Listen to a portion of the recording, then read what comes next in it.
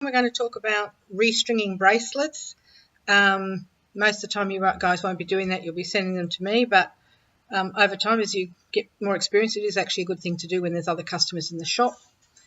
The only time you do it straight away in front of the customer is if they're a good customer who has been let down by the bracelet breaking very quickly, in which case you actually might just give them a brand new bracelet and we'll repair the other one later.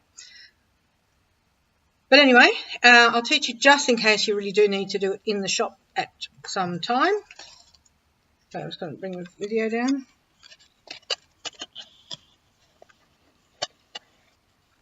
Okay, so I've got a little tray. I always put the broken bits into a tray because otherwise it's really, really hard to have them rolling around the table.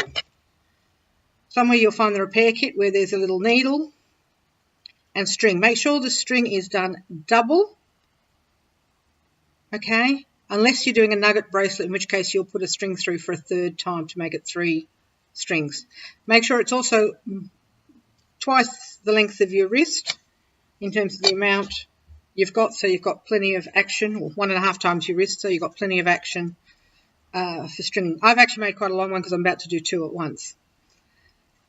So the first part starts easy. You just start stringing.